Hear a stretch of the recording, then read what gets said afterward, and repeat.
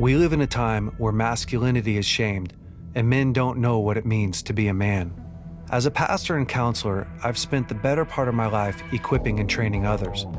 My goal with this show is to translate my hard-earned experience into tools and tactics to help you become stronger as a man. This is the BraveCo podcast. I'm your host, Jason Bellet.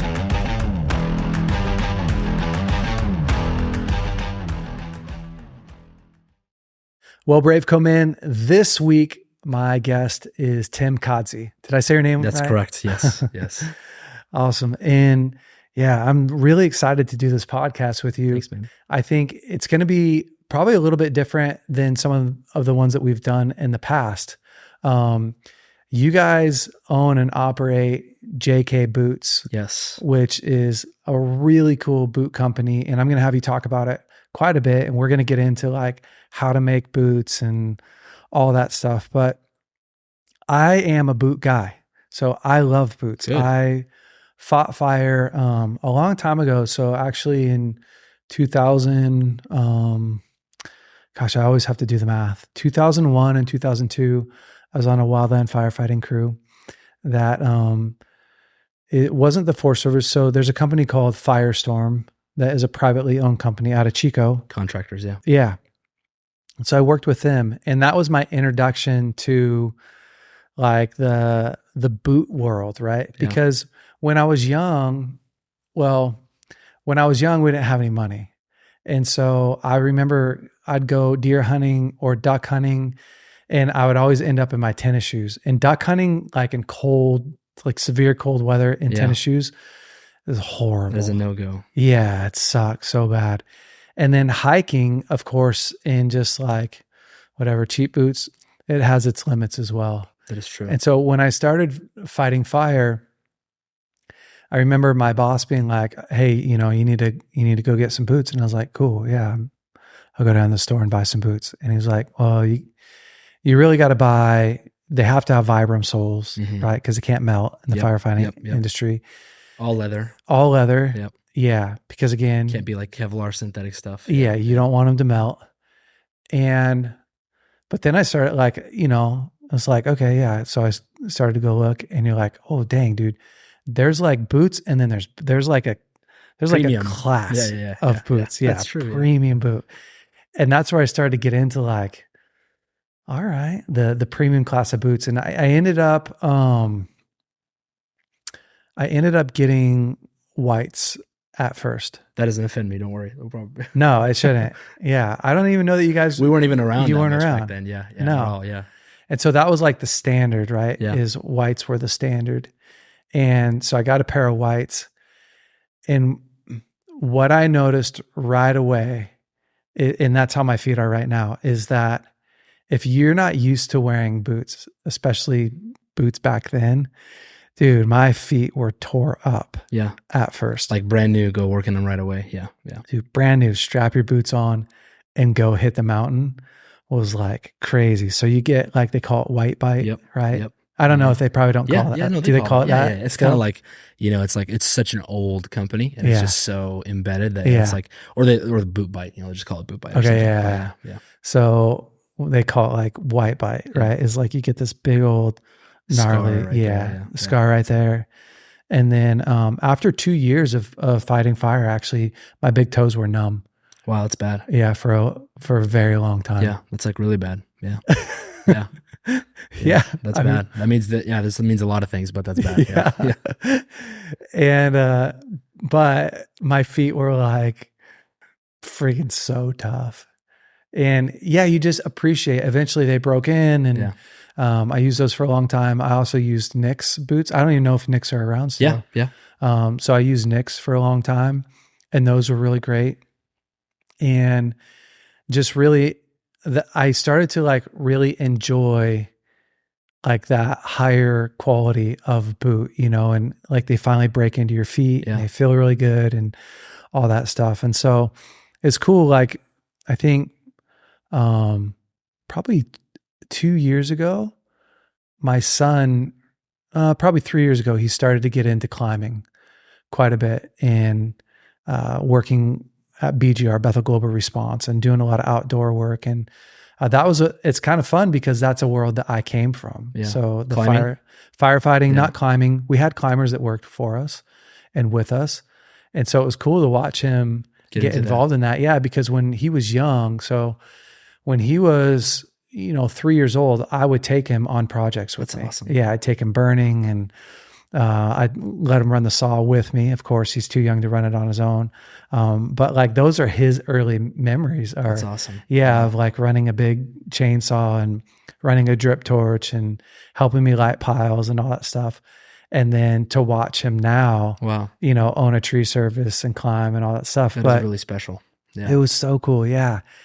And so he's the one that actually got me turned on to you guys. Yeah, that's true. Yeah, it's because I guess he had built a relationship with you guys, and you guys hooked him up with some boots, and then from there, like, it was so cool just to kind of dive back into that world, that boot world again, and it's just so fun to enter back into that world, and so he's in it deep every day. He's in his JKs. He tells me he wears them every day. Yeah, every day he's in his JKs. He eats, breathes, sleeps his JKs and just loves them. That's awesome. So super cool. And so I for Christmas last year, Elijah bought me like the package that you guys sell, right? Like the gift box. Yeah, the gift box, which was so cool. Yeah. Because then I went in and like created the boot, which actually I have them here. I brought them. And these are super cool. I think we'll go through them when you start to explain absolutely how to make a boot, how to build a boot, but they're so cool. These are buffalo. I think they're right. Bison. Bison. Yeah. Bison. Yeah, it's like interchangeable word, but we just call it sorry. Bison. Yeah. Bison uppers. And they have the BraveCo logo stamped into here and then your JK, but they're awesome. And so I wear them around. My son's like, Dad, I don't know that you need like, that kind of boot to do yard work. And I was like, it brings me back to old school memories. Yeah, I love it. And just hike around and wear them. But they were so comfortable. Like day one, they were super comfortable, which felt different from my first, like I said, my first pair of whites. Yeah. Took a long time to break them in. And there was all these like tactics. Like one of the tactics that I remember was that like you could like get them all wet. Yeah, it's like an old wives' tale. You soak them in a like get them all wet, right? And then wear them till they dry. Yep, wear them dry. Which is a really bad idea. Very bad idea. Yeah. It's like an old wives myth that people do. Yeah. But they did it a lot. And so anyways, it's just so cool to get reacquainted with your guys' company, because not only are you guys like the highest level of handcrafted boots, but you're also really strong believers. Yeah. And your guys' story is super cool. Thank you. And so, man, just having you on, this is a long introduction, but having you on the podcast is such an honor. And I love when a company does such high quality work and have such good values and morals. Wow. And it's just so fun to be a part of that and interact with that. And so we wanted to bring you on here today. Thank you. Like let the men, the BraveCo men, just kind of dive into like your guys' story and so tell me a little bit about JK Boots. Like how did you guys become what you are today? Yeah. Big question. First of all, Watson, that's very nice. Thank you for what you said. Big question. So the beginning is really my dad. So our dad is the fountain of everything. He's the foundation for everything. So JK is actually his initials. So John Khadzhi. Yeah. And my dad is just the greatest man I've ever met in my life. Just, everything that you could, he's a man's man, and just amazing person. Love him so much. Very close. He's probably if not the closest people to me in my life. And so, he was just a great man. He grew up in southeastern Ukraine. So he was born in a village in southeastern Ukraine. There's like a bit of history there. So by heritage, he's actually Bulgarian. Wow. That nationality. And so what happened is like way, way long ago, like maybe 200 years ago, when there was like the Ottoman Empire. They invaded that country, and all these people, just kind of refugees, fled and ended up settling in this area in the southeastern Ukraine. And that's kind of the little bit of history there. So he grew up in a town that spoke full Bulgarian culture, No like everything, way. yeah, like A to Z, you know, in the country of Ukraine, which is located in the Soviet Union. So like a lot of, you know, Slavic mixing going on here. And anyways, grew up in that town. When he went to school, he didn't speak Russian. He learned Russian in school because that was the language for the Soviet Union at the time, Wow. right? So he was born in 1967. So grew up, you know, bilingual Bulgarian culture in the country of Ukraine, speaking Russian, Soviet Union, communistic, socialistic society, all these things. And you know, if he was here, he would say the same thing. The idea or dream that he could be in America one day was like so out of I could imagine. just, you know, not even, it's not a pipe dream isn't even a term that's good enough for that. You know, it's so far away. And no one thought that would ever happen. No one thought that the Soviet Union would ever fall apart. Yeah. No one thought that the door to America would ever be open. There was even people who believed that America was bad, you know, because that was like the propaganda, right? So this is all leading up to the dream of why we even started up. And so, you know, he's growing up. He would share with me many stories about, plus on the layer on top of this was he grew up in like a really conservative religious environment. And so, you know, it's kind of layered, but in addition to that was, you know, he's growing up in this environment, and he would share that, you know, he's like 14, 15, 16 years old, and like the Lord is just talking to him. The Lord is like working with him, like just stirring his heart, stirring his spirit. He starts like praying in tongues at a young age, like starts like seeking after the Lord. How did he get? Just on his own, you know? No way. Yeah, there's a cool kind of thing where, yeah, I mean, this is almost sounds like a movie or something, but so he was like, so in the Soviet Union, the way that it would work, I don't know what the English word for it is, but in Russian, the word is kolkhoz. It's like the communal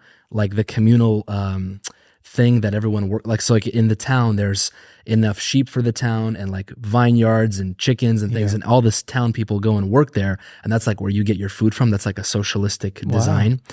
It's bad because it's never enough and it sucks, and you know, and the pay is low. But anyways, that was like the idea. It never works. Socialism never works. Side thing. But anyways, his responsibility when he was like 15, 16, 17 was he was like a shepherd. So he would take like, you know, 200-300 sheep out, take care of them, watch them, and bring them back at the end of the day. And so it's kind of like very David-esque, you know, it's pretty cool. But he would share how he was doing that, and he would just read the Bible. He'd read about David, you know, and like singing to the Lord, reaching out to the Lord, and he would start doing those things too. And it's like a childlike faith type thing. I think the Lord uses all kinds of, you know, ways to get to people, but that was a way. And yeah, he was like, you know, preaching in church and all this stuff, and at a young age, and growing up, getting older, and even at like 15, that age range, he started doing tanning leather. So like there was a man in the town whose name was Thomas, older man, who knew how to tan leather, and kind of like my dad met him, just kind of like luck type situation, and started teaching him how to do that. And oftentimes, you know, hunters would bring skins back, or they'd skin a lamb or something, you know, the butcher lamb, he'd take the skin, start tanning it, and he'd start turning it into leather, and kind of had like a little side business going on when he was like in his, you know, mid-teens. So he's doing this shepherding thing, growing in the Lord. He's got this little side business thing going on. And he would just share how he starts like seeing that there's a hope. You know, there's a future of just not being born and raised in this little town and dying here, and, you know, having my kids be born here. Like he would very much tell us all the time how he did not see his family in this town. Wow. And he did not see a future here. He knew that he needed to go. It's crazy, because I think I grew up in a really small town, and I rarely ever dreamed of being outside that small town. Wow. Yeah. And just, I think because of, well, if you don't ever see anything bigger, How can you know? how can you know? Yeah. And I think it's probably a little bit different too when you're not under oppression. Yeah, for sure. So I think oppression creates the pressure that you want to leave even more. You know what I mean? Yeah. But it's crazy that he had even enough like hope to think like, I don't want to be here. I want to be somewhere else. Because I think a lot of people, when they grow up in a place like that, don't have the hope that it could even be different. And so why Why even muster up the hope if you're just going to get crushed? Or have the dreams or thoughts. Yeah, that's amazing. That's huge. That's even huge, for business too. I'll share more. So there's a million miracles. You know, but it's like the hope is huge. But yeah, anyways, so in the Soviet Union at 18, you go and you serve in the military, mandatory military service. So he turns 18. He does that for 2 years. He was actually stationed in Moscow, which was cool.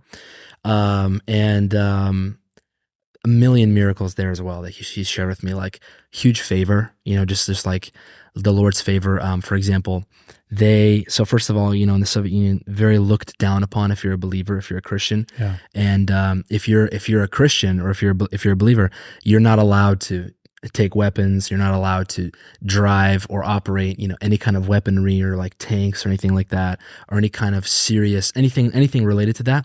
What you can do is you can do like equipment and construction and like, forklifts and excavators and like that kind of stuff. So because you're a Christian, you can't operate any kind of weaponry. That's wild. They won't let you do it. Yeah. Whoa. And just in general, you're just like very segregated. Maybe, it's like you can't go to universities, or like maybe you want to go and you want to pursue being a doctor. Well, are you a believer? Sorry, you can't go. We don't trust believers. There was like a propaganda connection that if you're a Christian, you're most likely a spy for the US and capitalism. So it's like, that was like propaganda, really sick stuff like that. Anyways, goes to the military, huge favor. He ends up being like the commander of the base's like scribe, so like doing all of his documentation and all of his work. And that was a huge blessing and like protection because, they beat up believers a lot. Yeah. And well, if you're the commander's scribe and you come with a black guy, that's a problem. So no one's going to touch you, So it's like favor things like that, That's cool. Really cool. Really cool. There's a million little stories like that. Anyways, gets out of the military, goes back to his town, through cool connections and just kind of a God thing, meets my mom, his wife. They get married. He gets married at 22, moves to another country called Moldova. There was a city, also still in the Soviet Union, there's a city called Bender that they were living in. And my mom was a seamstress, so she would sew and worked in a factory. She would sew like heavy leather jackets with mink and wool and all that kind of stuff and like make them. Wow. So they're both like crafty people. He gets a job in the town to do women's shoes and like very fashion-y type things, women's shoes and making shoes by hand, like old school way. And works there for about 5 years, learns a lot, heavy training and heavy just education in that season. Kind of learned to make things the European type way, which is good. Americans a little different, but really, really good. And in 1993 and 4, end of 93, beginning of 94, in the same way that there's like the Russia-Ukraine thing right now where they're trying to like annex land, the same thing happened in Moldova. It was called, in Russian, it's called Pridnestrovia. So it was like nationalistic Moldovians versus like Russian loyalist Moldova, like just political mess. And it was the same thing. Civil war broke out and it's bad. Like my parents told me that there's, tanks rolling in their yard and like crazy stuff, like just wild. And there's even a story where my dad goes out to pick some cherries. They had a cherry tree in their yard, and he had my oldest brother Jason with him in his hands, and he's picking cherries, and just bullets just start flying, and like the tree is like getting chopped up from the bullets, and he just falls to the ground, grabs Jason, crawls back into the house, like crazy stuff like that, Finally, in March of 94, so the Soviet Union had fallen in 91, March of 94. President at the time was Bill Clinton. They opened up the door for Christian refugees from the Soviet Union to come to America. Wow. And there was also a bit of a connection there where they wouldn't let just anybody go. They were specifically, I think, only opening the door for like Jewish descendant type people. We're not Jewish, but through like, we're Jewish, paperwork, things like that. Like, my brother's cousin's friend's son's sister. We'll find it somewhere. They found a way, we're not Jewish, but just kind of funny. Were you born then? I was born in America. Okay. Yeah. So they came March 16th, 1994, straight to Spokane on a flight. No way. Yeah, straight from Spokane. So they flew to Moscow to Spokane. And my dad's telling me that on the plane, he's learning to count to 10 in English. Crazy. He's 26. He was 26. 2 kids, 26. And my mom also 26. So my 2 oldest siblings were born there. They were 2 and 1 years old. Wild, just totally wild. And America is amazing because they came here, they hooked them up with a place to stay. temporary. They hooked him up with like food stamp type stuff. They hooked him up with like medical insurance just for now. The kids could get, checked out and things like that. Like really, really good. And like my parents are just blown away by that, because that's like, who does that? No one does that. That's like, what are you talking about? That's unbelievable, So that was really special. And my dad just started picking up the language like really quickly. My mom too. And 1 week after being in America, my dad was already working full time and didn't want to Where did he get a job? So he got a job at a local boot company in Spokane called Nick's. Okay. No way. Old original Nick guy. And cool story. And the way that happened was my dad had a friend who had came to America before him, who told the people that they were like a really, really small shop. Like, hey, there's this guy, John, you need him, you want him, get him. And before my dad even came to America, they already had like a bit of a verbal agreement that, listen, if you get here, we have a spot for you. Wow. So that was like a God thing too. They were a really, really, really, really small shop at that time, like tiny.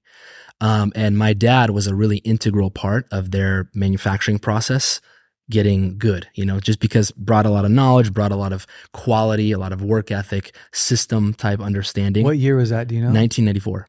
Wow. Yeah. So that was a big deal.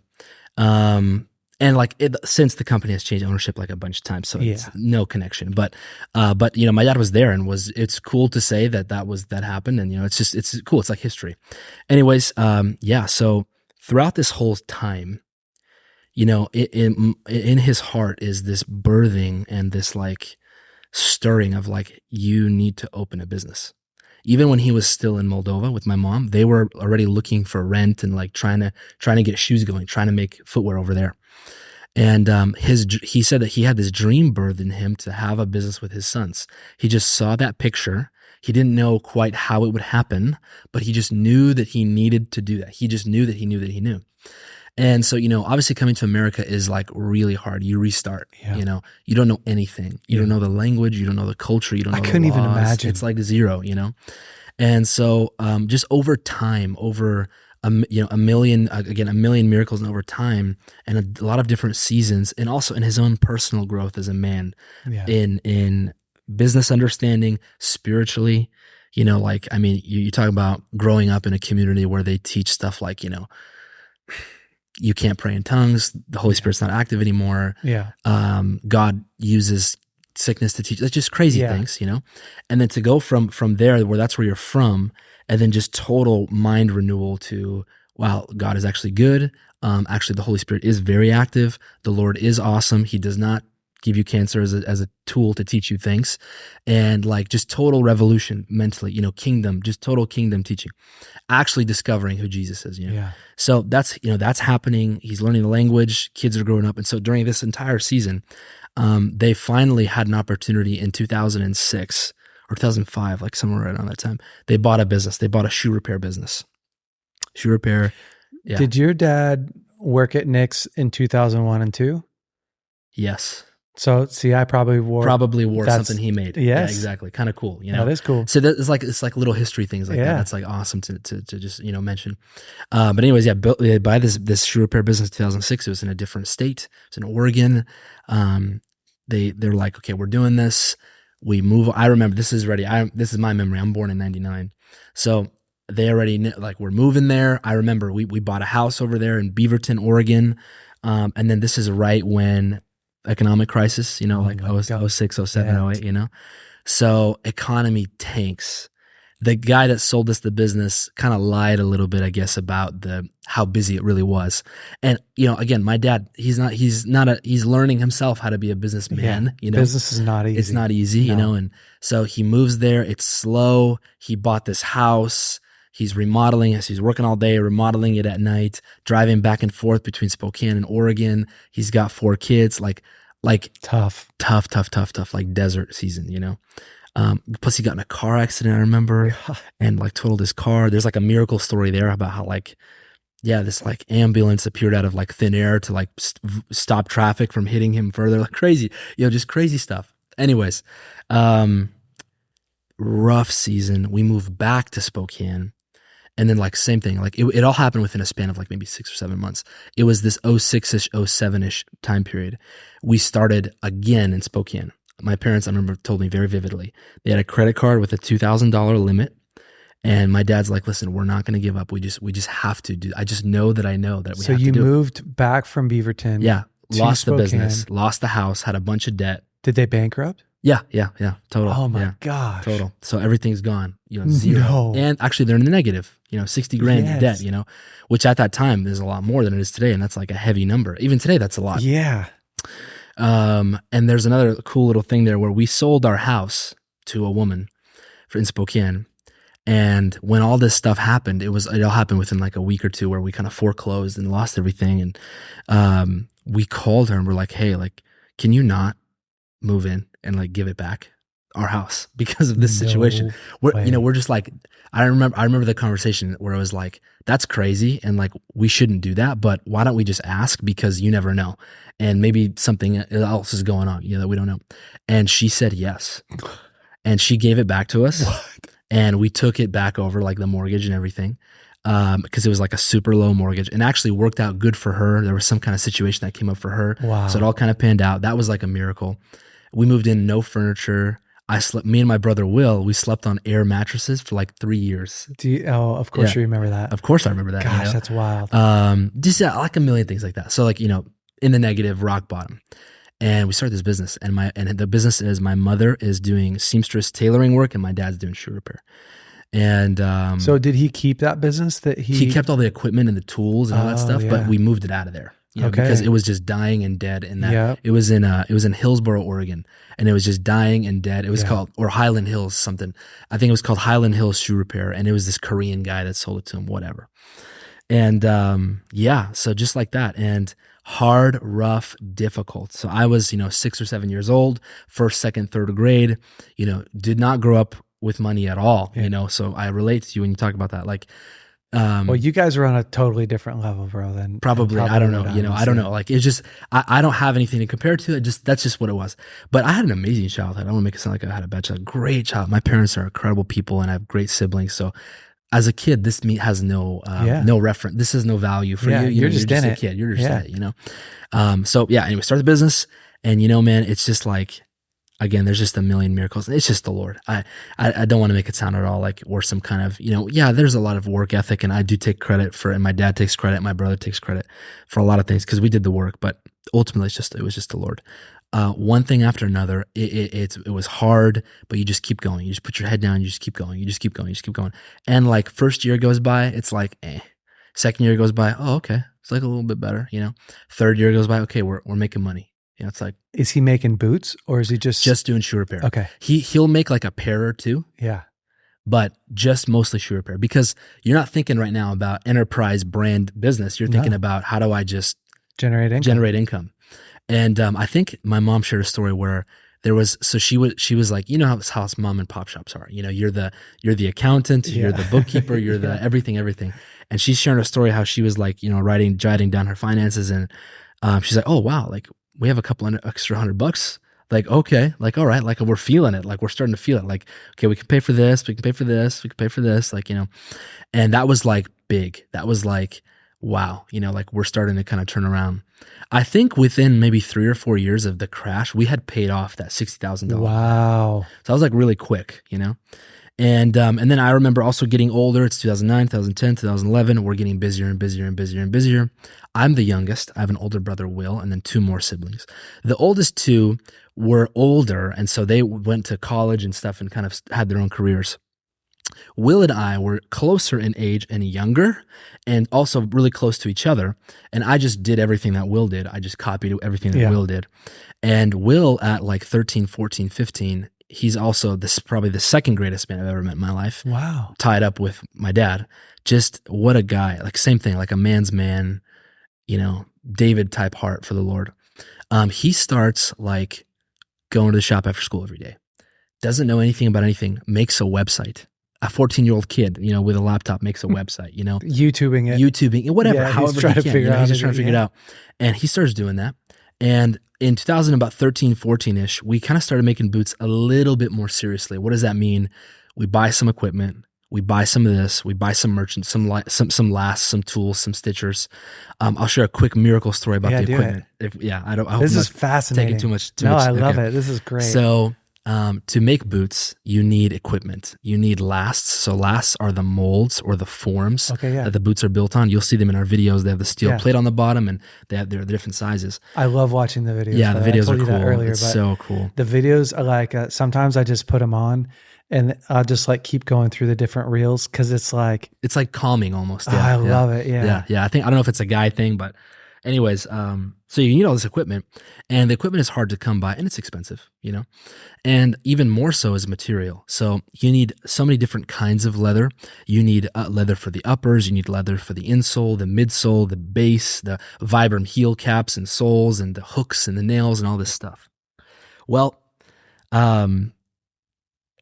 my dad starts this journey of getting equipment, getting material, and getting lasts. You mentioned the two other companies, Nix and Whites. So Whites, to give you perspective, both are great companies. They do a really good job. I have a lot of respect for them. I will never say a negative thing about them ever. Yeah. They honestly, we all build a great boot. Like Spokane is cool for that part. Yeah, it is cool. But so to give perspective, Whites is like maybe 100 and something years old, maybe like 150 years old, and they have like 150, 200 employees. They're large. They do a lot. They've been around for a really long time, and kudos to that. Like the name is very strong. Nix is like, I think 1964. So, maybe whatever that is, 70, 80 years. Same thing, been around a long time, smaller than Whites, probably a third of the size. But they're still a big player, we don't exist yet on the map really at this time. So it's just those two. Yeah. Well, my dad is starting to kind of get equipment and starts calling around. And there was a particular individual who worked at Nix who just, kind of like a Heyman type individual, just didn't want to see success, and starts calling around to the suppliers that he knows that my dad is going to try to call, and says, hey, don't sell to this guy. He's not good, doesn't have money, he's not going to pay you. Wow. Like if you sell to him, like we're not going to buy from you anymore, type thing. Just nasty, not good, not honorable, not a good decision. I don't know where this individual, this individual is no relation to the current company now. This was 20 years ago. And so my dad starts calling around, and he's like, man, like everyone's denying me. Like, I don't know what is going on. Like, this is bad, and everyone's kind of being weird and kind of saying no, but not really, but saying no. And, it's like not getting breakthrough anywhere. And my dad shared with me that this one moment happened where he just went into the back corner, and, in Russian, there's a word redal. In English, that word would be like cry out, but on a heavier level. Like, remember the story where David comes back with his men and the town is destroyed, and it says that he went and like cried out to the Lord, like that level. And he's like, God, like, I don't know what to do. I've gone through all of this stuff already. Like, what do I do? And during this period of time, the owner of Whites was a guy named Gary, very good man, utmost respect for him. He was really trying to get my dad to like work for him. Just because that's what you do when you find great workers and great men. I do that now. Yeah. And he was, really trying to do that. And they had a good relationship, very respectful, very kind man, good person. And there was a couple of instances where Gary had like called my dad and like just to kind of talk about it. And my dad was sure that they would have a good conversation, but it would ultimately end respectfully, where my dad said, hey, I don't want to do this because I have this dream. And so he would always kind of like shut Gary down a little bit. Well, one time, right during this season when my dad's trying to get material, Gary calls my dad in again to offer him a job. He's like, hey, listen, write down on a piece of paper what you want to make, and we'll pay you that because that's what we believe you're worth. We want you, And my dad again denies him. And then Gary's like, okay, well, what can I do for you? You have this dream, you have this business that you want to do. Like, how can I help you? If you're going to say no to me, at least, what can I do for you? And my dad shares with him that, hey man, he's just having a hard time getting material. Like, I just don't know what's going on. No one wants to sell me anything. And Gary is like, okay, let me think about it. I don't know. We'll think, And long story short, they have communication again and again. This is like 20 years ago. And long story short, this man has a God encounter, where the Lord clearly tells him, you need to help John and you need to bless him and just figure out how to just give him an open door so he can do what he needs to do. That's like a big deal, and what that man ends up doing is calling the suppliers and saying, hey, if you don't sell to John, we're not going to buy from you. No way. You know, and White's is even a larger name, a greater name, you know, a more, you know, recognizable name. And so that was just a really cool miracle breakthrough. And, you know, we credit and I say that story in pride because like great man, honorable man, did an honorable thing. And that was like amazing. And that was a God thing. And that's a, you know, cool moment that they had. And that was how we kind of got the access to material and equipment and stuff. So again, it's like a God thing. Fast forward, you know, Will gets involved, like I mentioned earlier, starts helping out. They start making a little bit here and there. A guy comes in here, a guy comes in there, like small, you know, old men, whatever, you know, very, very small. A pair here, 2 pairs a month here. Oh my gosh, we sold 3 pairs this month. Unbelievable, crazy. Yeah. You know, that's wild, you know, because, you know, at the time you're selling a pair for $400. Yeah. You know, you could sell 3 pairs in a month. That's $1,200. Wow. That's making some money, you know? In 2016, I was 15, 16 years old. I started doing the same thing that Will did, coming after school. We started our website a little bit more seriously at that time, our social media a little bit more seriously at that time. And then we started traveling around to like fairs and shows and academies and logging conferences, and Sierra Cascade here in Redding was one of them. Did you have a firefighting boot then, or like a logging, that's what we started with. So our first boot we ever started making was our fire boot / logging boot, which we call our Fire Inlander and Super Duty now. You know? So that was like the benchmark, like that's the OG boot, you know? And, you know, during this entire season of me, you know, Will and I, we're also learning how to make the product. We're making the product. We're doing the fitting and customer service. We're doing the shipping. We're doing the whatever, you are the business, you know, man. everything, every A to Z, everything, material, inventory, all these things, which at the time was a drop in the bucket. It was nothing. It was so small, you know. But, you know, throughout this entire season, it's like awesome and cool. And you're with your dad, you're with your mom, you know, it's so much honor, love. We really were baptized in fire together. Mm-hmm. And this is just a testament to the greatness of my father, that just what a man that he, you know, if he completely sacrificed everything that he was and is, his body, his heart, his time, his energy, his effort, his whole life to us. Wow. Completely. I don't ever remember my dad saying like, okay, I'm going to go fishing with my friends. Wow. Or like, I'm going to go, hey, I got to go be in the garage alone or something. He was always with us. Not that he didn't have friends. Of course, my parents are very social, great people. You know, my dad did a lot of ministry, but that shows that their choice and their first place was always us. His first place, his happy place, is my mom, his wife, and his children. So he always choose us first. If he could have any choice to do anything, it would just be, I just want to be with my family. So that was his heart. That was the kind of man that he was. So for me, you know, being around my dad 24/7 was normal and awesome and good. I didn't know what it was like to not be around my dad or my dad be around me. I didn't know what it was like to not have a father figure. So that's very special. And I thank God for incredible. That. No, not a lot of people can say that. So that's really, really cool. But, yeah, so, you know, business kind of starts turning a little bit in 2016, 2017. We go from 3 pairs a month to 10. Okay. All right. Something's happening. You know, we're 2 pairs a week, 3 pairs a week, 4 pairs a week. Okay. It's like, it's exciting. It's like some wheels are turning. I have a calendar that I kept, and I think in 2017 or 18, we were like, okay, 30 pairs a month, 40 pairs a month. Like, all right. We're busy, man. Me, Will, dad, mom, we're working, making it, doing busting it, out boots, customer service, busting out boots, all this stuff. And, you know, I can kind of fast forward through this. We hired our first employee in 2019. You know, today, 2023, you know, we're probably 50, 60 strong, growing.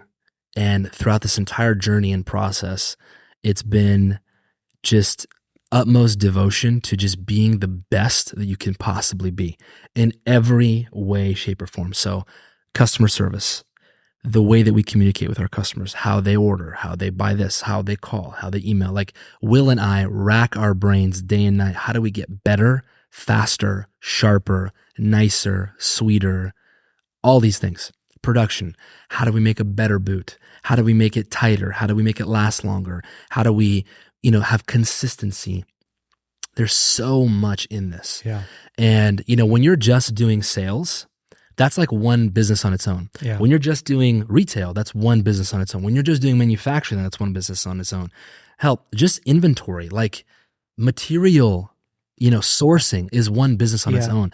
And we're doing all of these things simultaneously and growing really, really, really quickly. So we had like 100% growth for like 3 years in a row, going on 4 or 5 now, whatever. So it's just like so many things are happening. Plus, in 21, we opened our first store here in Redding outside of Spokane. Yeah. That was a major milestone. No boot company in our area had ever opened up another brick and mortar location. Wow. So all these things, all at once. And when I always come back to how or what was the way that I knew how to do what we did, or there's no like magic pill. It's just, here's what I'll say. It's like, it's the Lord, first of all. Just, again, it makes me sound like I'm good at this. It's the Lord. That's the biggest thing that I can say. The second thing that I can say is each other. Yeah. So Dad, Will, myself, just tight together, completely sacrificial on every avenue. No questions asked. No one's counting time. No one's getting paid either. I didn't get paid. Totally, for a long time. For a long time, Yeah. Will didn't get paid. We just had a pot together that we all scooped from, and the business always came first. So that was like that for a long time. And just unrelenting hope, drive, you just go. You just go. And really, really heavy humility. I'm very crushed inside in a good way, meaning that I'm so willing and prepared to change on a moment's notice for something that's better, smarter, faster, or sharper. I have, at least I like to think, I have zero pride that, I know the way it's supposed to be done. I actually don't know anything. And I'm learning and applying everything that I learned to my business to make it better. I believe that the greatest men, and from Henry Ford and John Rockefeller to Elon Musk and Jeff Bezos, are the most humble men ever, because you have to be in order to grow something from a baby to a giant. Because if you think you know it, you don't. And if you're stuck on, well, that's not the way it's supposed to be done. Well, you actually don't know the way it's supposed to be done. So figure it out and then just do it. Yeah. So like that little mentality was really heavy for me. I remember, even like with the way that we would do marketing when I was like younger, like 17, like I would think that I knew how to do it and I would like be firm on something. And then I'd see somebody else do something and it worked. I'm like, I would not do that thing, but why wouldn't I do that thing? Well, I'm wrong. I need to change. Customer service, same thing. Yeah. We had this season where, dude, like, people are people. 99% of our customers are amazing and great men and women. And like, I love them and I would have a beer with any one of them. Always you get your 1%ers. And I just remember, it's like, there's like, when you're making the product yourself and it's you, your dad, and your brother in a shop, and there's someone who's rude and like it's tough, wants a refund or something because they thought that the stitch was, 2 centimeters uneven or something. It's like annoying and frustrating, And I remember I used to kind of fight that. But, that was a growth phase for me as well, when you realize that, customer service is customer service. And just it's a simple rule, do anything you need to do to make people happy. And when you just do that, everything kind of works itself out. Yeah, you'll have people that you just can't make happy no matter what. And that's okay. I think every business has that, but that doesn't matter. You just make people that you can make happy, make them happy and serve them to the utmost of your ability in any way, shape, or form that you can.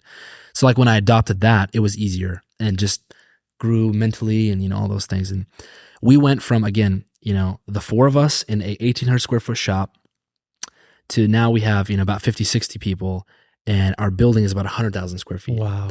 And, I have an entire customer service department now with men that are better at customer service than me. Like, wow. That is so like, cool. That's God. Like, that's the Lord bringing people to me. Like, that's amazing. And I just so willing to receive them and work with them. Production, same story. Shipping, same story. Media, same story. HR, same story. And so, just like, I say all these things because it just comes back to a dream that a kid had, in a rundown, beat down village, and like what the Lord can do and what can happen when you just have unrelenting hope it's going to be really hard at times and you want to quit. I wanted to quit many times, but when you have, and I can't imagine how people do it who are alone. I know. That's even harder. Yeah. Terrible. I had my brother and my dad, Yeah. and we're still by no means where we want to be. We're still going we want to go a lot further. But that's kind of the story of how we got started up. Gosh, dude, it's so That was wild. a lot. I know. Yeah, Sorry. no, I love it. I do think that it's just so incredible what will happen if you set your mind to something with excellence.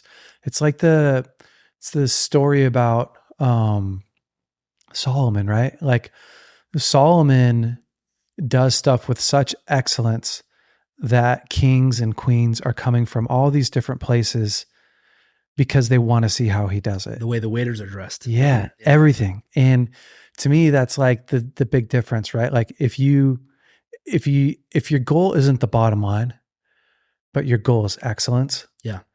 And you can do that with humility and come to a place where you're willing and ready to learn, like the sky's the limit. Yeah. And it's so cool to watch what God did with a young boy and give him the skill set.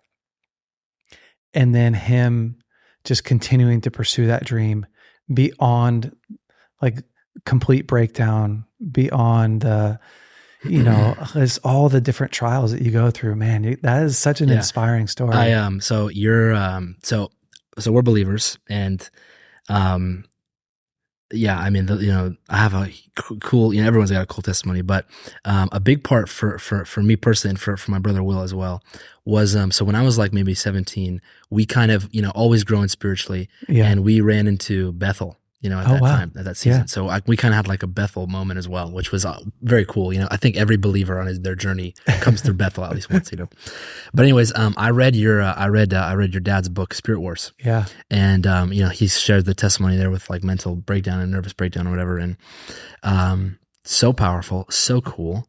And I just relate to that. Not that I had that level of that, or that, my dad maybe felt that way at times for sure, but like it was such a hopeful book and a hopeful story. Yeah. And the principles in that book, I still live and like apply with today. And they're biblical, they're universal. It's like God set those into stone. But it's so true, this thing about hope. Lord has given us not a spirit of fear, but of power, love, and a sound mind. Yes. And like, you have to run with that. What's crazy also is that I'm encountering people who aren't necessarily believers, but still understand this. Yep. God's working in them. They just don't know it. Yep.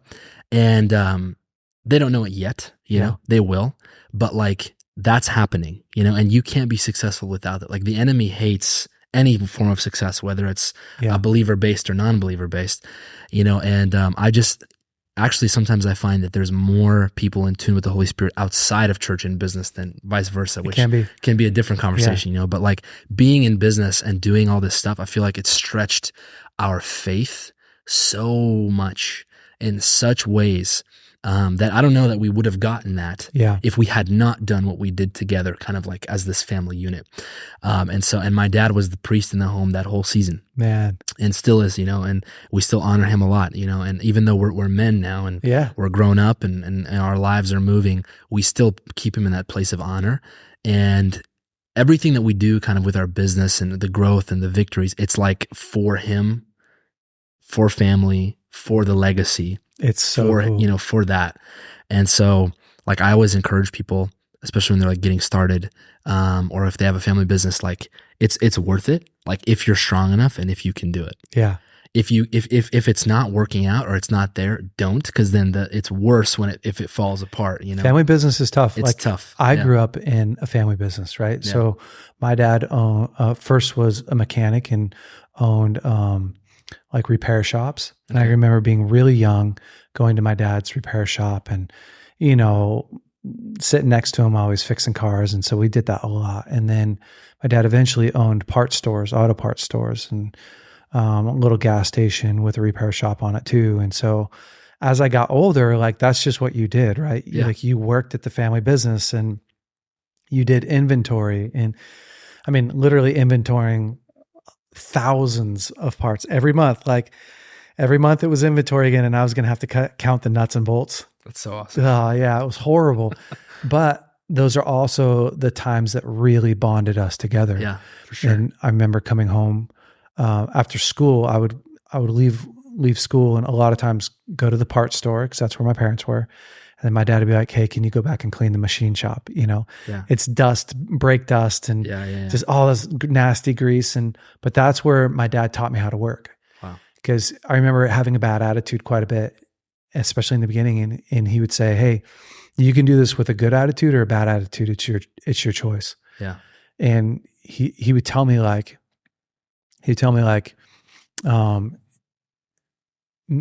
choosing to have a good attitude is all about the decisions that you make. And so I realized like if I sing and work at the same time, like I enjoy it more. And so I would just like walk around and sing and work and that was like, it built this type of like, I think the camaraderie as a family was massive for us. The respect of watching what my parents did all the time. I had so much respect for them, but then also like a really good work ethic that my dad poured into me. And it's so cool that like you were given that from your family really as well. It's like the biggest gift that you can give your kids, right? It is the biggest gift. I believe that too. I have a very powerful thought on that even though, because I feel like if people are listening that they might feel like, oh, well, I didn't have that, you know, so like I'm not as lucky or not as fortunate, you know, you still have to choose. Yeah. You still have to decide and make the decision. I want to be very clear about that my dad did not force us to do anything ever. It was all choice. And if we hadn't had gone in with him, you know, to this day, he would still be successful, but he'd probably still be running like shoe repair type thing. And he would be very comfortable financially and like he'd be good. I wouldn't be as close with him or my brother. Same thing for my brother.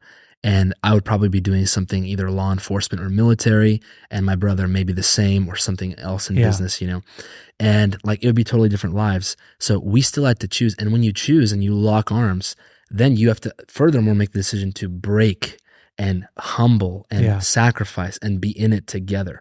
So it's not like it's handed on a silver platter. The door is open.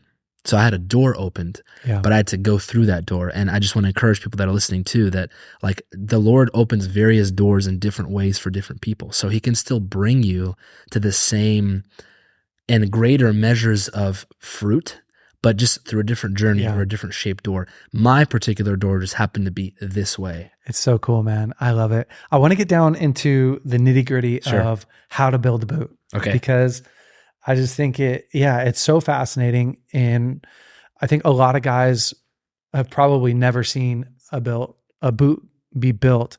And so, if you can just kind of talk us through. Absolutely. Yeah. Okay. What you would do. Sure. So, okay, if we're going to get started, so the first thing we start with is leather. So, and first of all, you know, with class of boot, you mentioned a couple different things. There's a lot of different classes of boot. So, you know, this is like, for sure, I would say top tier just because of the heaviness of the material and the construction, price point, obviously too. Then you've got your other things, but every boot kind of has these universal principles. So you've got part breakdown. So you've got the upper. So the upper is everything that's not like the sole and heel. It's just these upper leather portions. Yep. So in the upper, you've got quarters, you've got a vamp, you've got a counter, backstay, pull strap, tongue. Can you see that in the camera? Hardware. Yeah, I don't know. Can you? Yeah. Okay, cool. And so that's kind of like the little bit of anatomy there. And then in the process, it all starts with leather selection and then like uppers sewing and things like that. So the first thing, you know, this particular one is bison. 95% of everybody uses bovine or cowhide leather. Yep.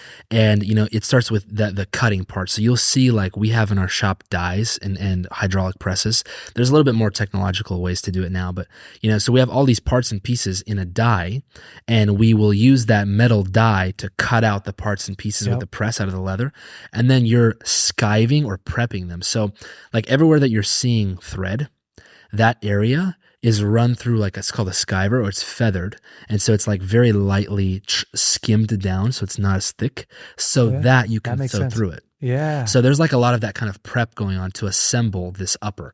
And in that same process, you know, you're sewing all these parts and pieces, you're sewing the tongue to the quarter, you're sewing the counter to the quarter, you're sewing the backstay on, you're sewing the vamp on, you're installing the hardware.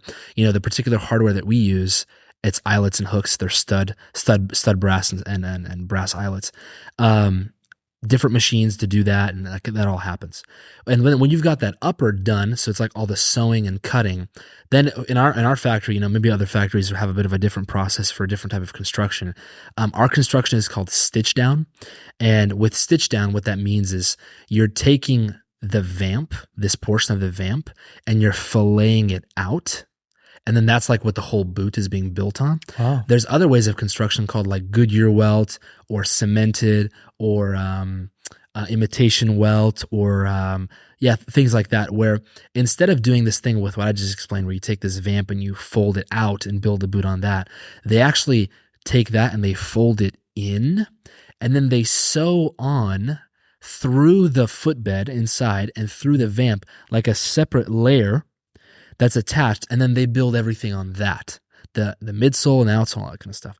So we do it a certain way because we're doing stitch down. So because of the stitch down, after we have the sewn upper, we'll take the upper and then we go and last it. So what that means is when you have that, like you'll see in our videos, it kind of looks like a boot. It's just leather, it's like the form of a boot, and you soak it in hot water, and then you wrap it around that hard plastic mold with the steel bottom. And so that part is pretty meticulous because you're doing it by hand. There is machinery for it, but we do it by hand. And the boot is lasted and it's wrapped around that mold and like tightened up. And so, that process takes about a day or two because of the dry time, because it's wet.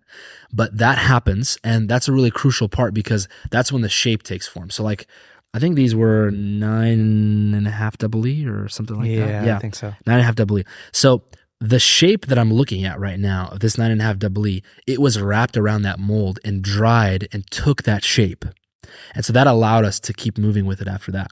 So that's like a really important part. And these were lasted really well. I see that, the eyelets are center, the backstay is center. Like that's good. That's like a good job. Whoever made these did a good job. And then after that, we'll do what I talked about. We open this up, we attach that midsole, we attach that outsole, we stitch the boot through with 2 rows. That's a really big deal. And then different models kind of have different things. So like your particular model has a heel on there, so we'll attach that heel. Some of them have a unit sole, and we attach that unit sole.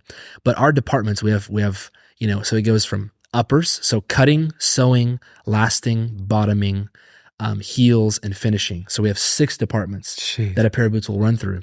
And the way that we operate is like not a assembly line style, but more of a team to team style. So the particular department will have X amount that they work on for that day. They're focused on that for that full day. That's what they're masters at that process. And then they pass it on to the next department. So it's like you have a guy who's trained, who's like, let's say there's someone's a laster.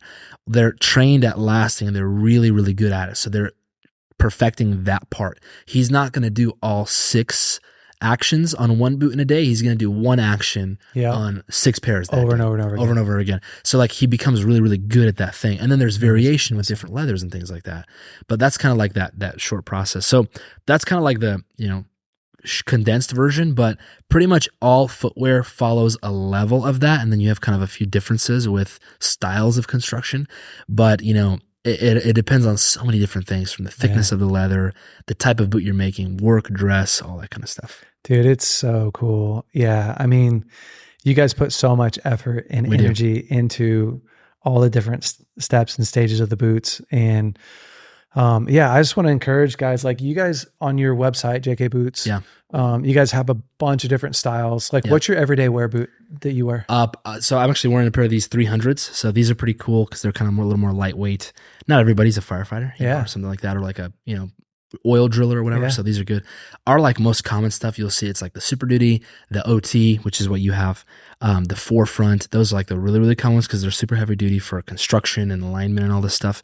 And then the 300 is kind of a little bit more lightweight. Yeah.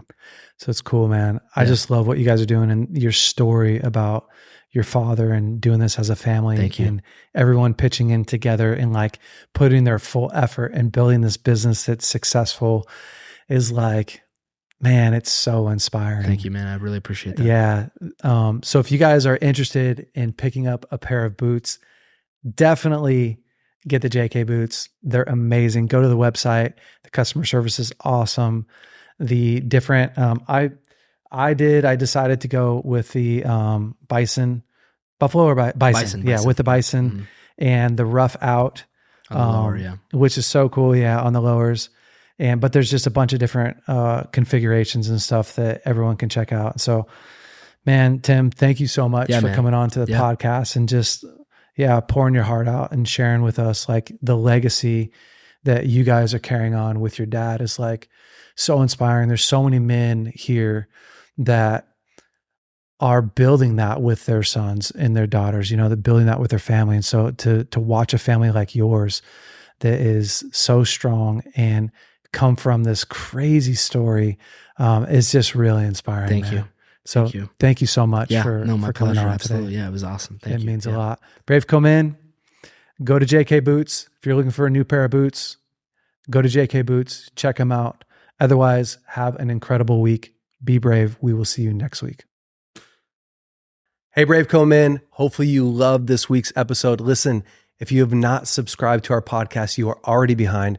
Go ahead and click right here to subscribe to our podcast. And if you have not watched last week's episode, you can click right here and watch last week's episode. And listen, if you want to upgrade your wardrobe, you can check out some of our new hats that we have in stock and all our other swag. Go to braveco.org and you can look at our store there. Have a great week. We'll see you next week.